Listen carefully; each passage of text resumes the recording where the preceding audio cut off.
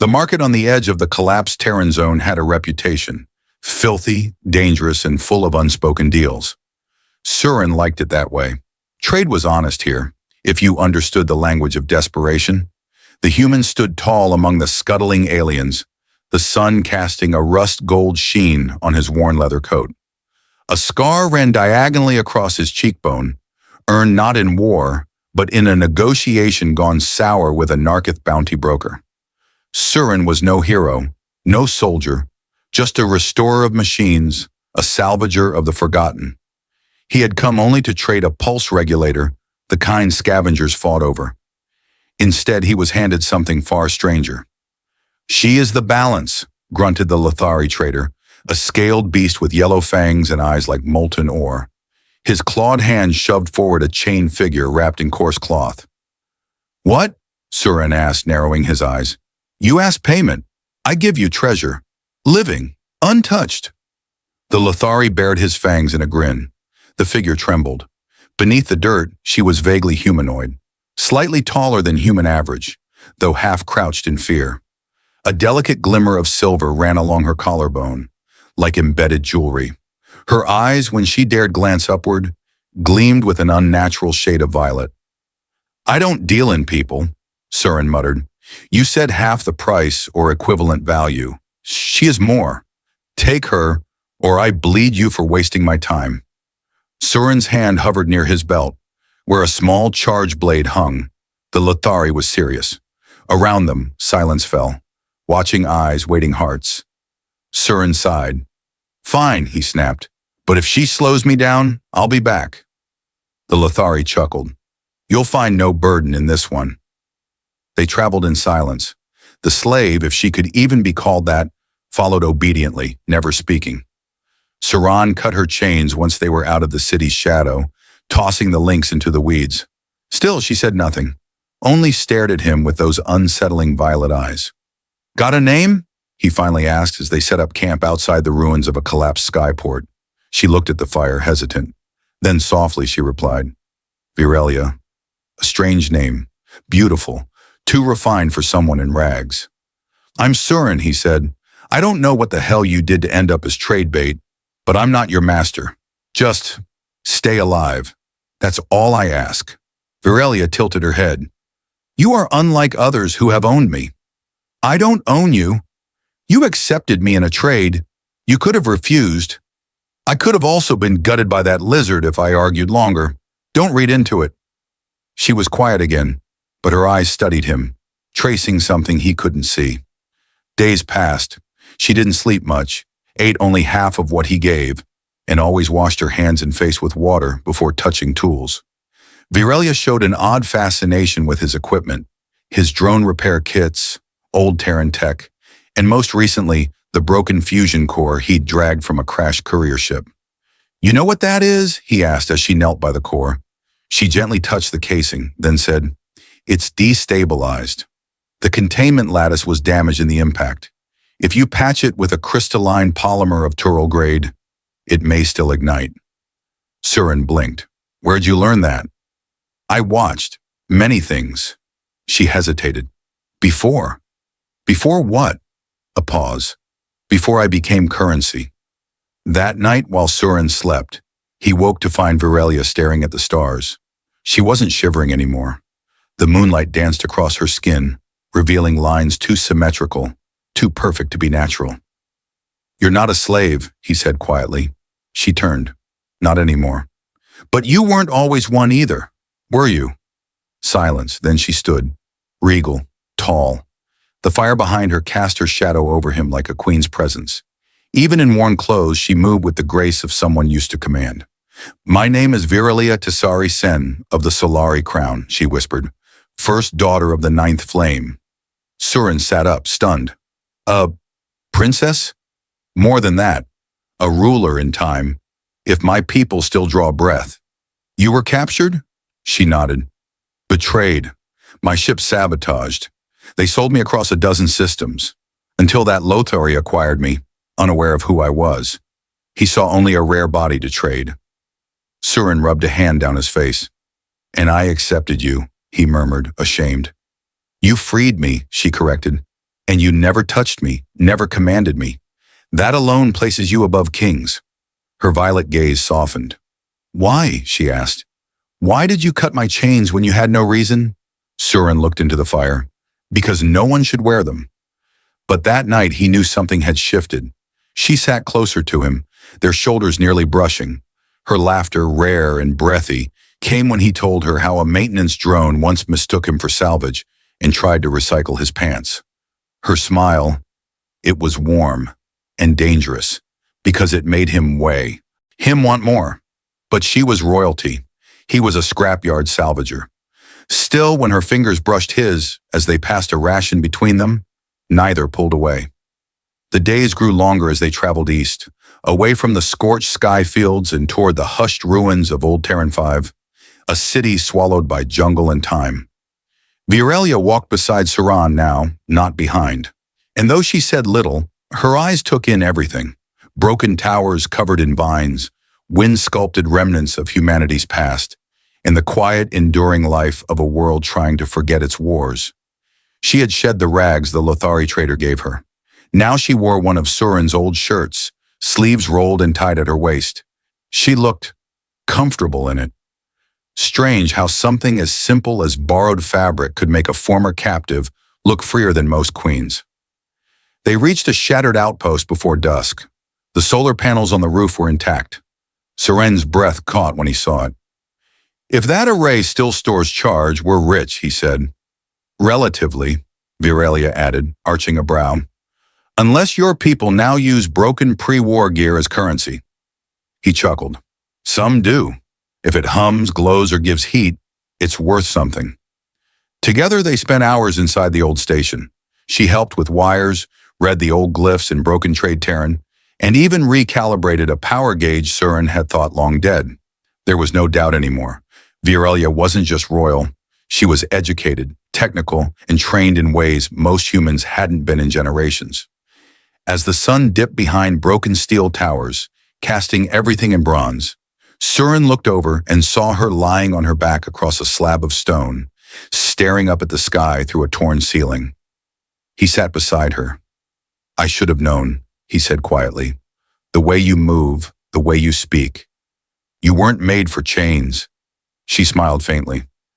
"You've met many princesses then." "Only one." A pause, then, "Would you have treated me differently if you knew from the beginning?" Surin thought on it. Maybe at first, would have been nervous, clumsy, tried too hard. But after knowing you, he hesitated. "Number I wouldn't have.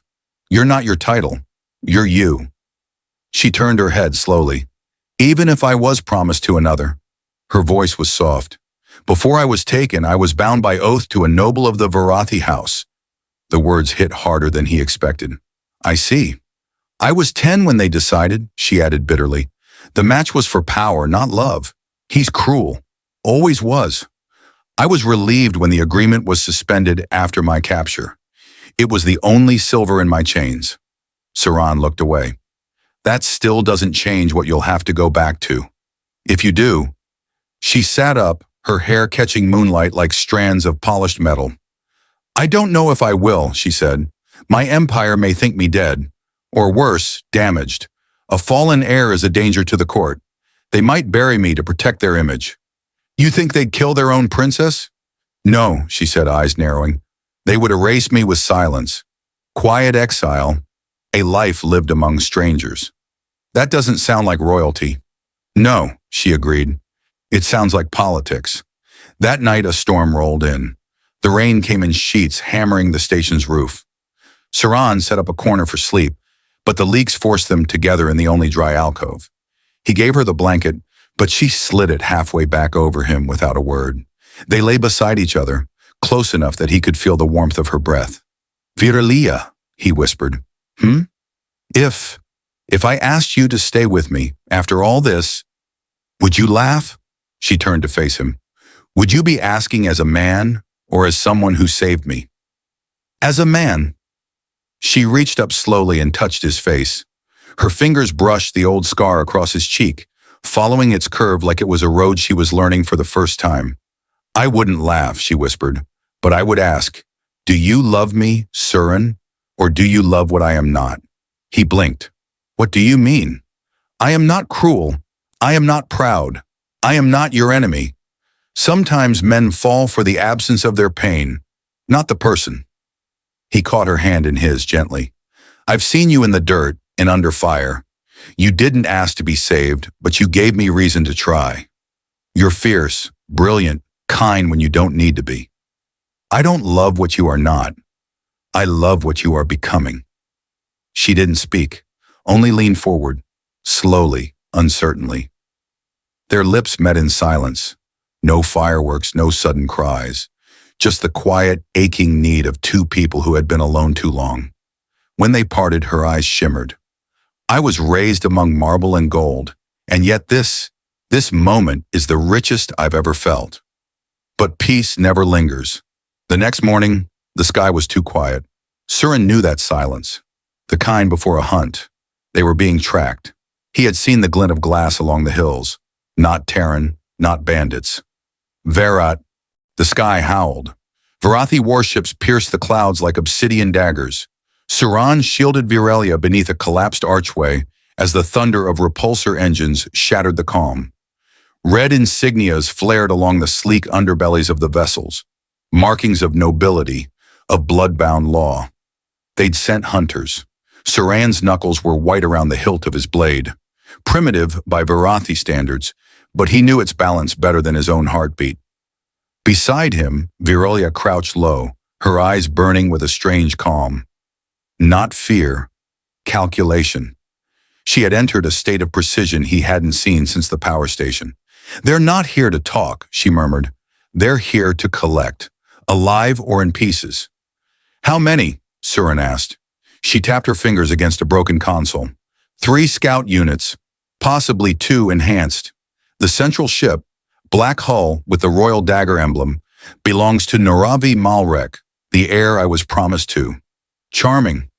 He will kill you, not because you're a threat, but because I touched you. She looked at him then, jaw tight with something close to rage. I will not be carted back like a prize he never earned. Then we make them bleed for it. They moved as the ships began to land. No grand armies, just swift drop units, elite, armored, lethal. Suran watched 6 figures descend in a spiral of heat, jets screaming, dust blinding. 3 pairs, flanking tactics, asymmetric encirclement. We can't win a direct fight, he whispered. Number, but we don't need to win. Just delay them, scatter them, and then we run. Her hand closed over his. Together. The plan was a desperate braid of instinct and misdirection. Virelia moved through the ruins like a ghost, drawing their attention with stolen flashes of light. Surin looped behind them, rigging the collapsed reactors and unstable cores they discovered earlier. Jury-rigged charges, enough to create confusion, maybe even damage their suits. The first explosion tore through the west corridor. Screams echoed. The second sent molten shards of durasteel into the air. One of the Varathi screamed in their native tongue. You dare damage royal flesh, filth? Suran spun out from behind a column, hurling his blade into the gap in the enemy's neck guard. The Varathi choked, staggered, and fell. Filth with a good arm, he spat. He retrieved the blade just as a shockwave lifted him off his feet. One of the enhanced units had arrived, a giant, cloaked in glistening kinetic armor. Faster, smarter, brutal. It slammed into Surin with enough force to crack the stone beneath them. Surin rolled, came up with a shard of metal, and plunged it into the thing's helmet visor. The suit hissed. Sparks burst. But he was bleeding. Ribs, maybe. Couldn't breathe right. Suran! Virelia's voice. She rushed in, blaster in hand, taken from a fallen guard. She shot once, twice, forcing the enhanced unit to retreat behind rubble. We have to move now, she cried. But they didn't get far. The central figure dropped from the skies like a vengeful god. Tall, cloaked in black obsidian armor, traced with red runes. Naravi Malrek. Virelia, he boomed, voice deep and theatrical. I came to retrieve you from disgrace, and here I find you filthy, crawling beside meat. Virelia straightened, defiant. Better filth beside me than rot within your house. You were mine, girl, he growled, stepping forward. Promised by blood. I will not have my legacy tainted by some dirt-blood human sowing poison in your ears. You mistake kindness for poison, Noravi. His eyes flicked to Surin, who rose slowly, blade shaking in hand. That thing does not even kneel. You've forgotten your place. No, she said coldly. I've reclaimed it. She raised the blaster, fired. Noravi caught the bolt midair with a deflection field, then surged forward and backhanded her with crushing force. Virelia hit the ground, groaning. Surin saw red. He lunged, roaring, not with the training of a soldier, but the desperation of a man defending the only soul who ever saw him as whole. Their blades clashed, his ancient steel ringing against Noravi's vibroblade. The Varathi noble sneered. You think she loves you? Surin grunted, dodging. I know it. She kissed you to pass the time, human. Nothing more. Surin parried, barely. Then why do you sound jealous? Their duel lit up the ruins. Sparks, blood, breath. Surin was no match, but he was relentless. It was his fury that caught Noravi off guard, his refusal to fall, even as blood poured down his temple. Then suddenly, Noravi stumbled. Virelia stood behind him, holding the hilt of a shattered Varathi blade, buried in his back. She doesn't need saving, Surin whispered to the stunned noble. But she deserved the choice. Noravi collapsed. They didn't wait. The other Varathi, seeing their commander fall, hesitated. Virelia activated the sabotage charges across the field. Huge bursts of fire swallowed the old station. Under the smoke, they fled. Hours passed in exhausted silence.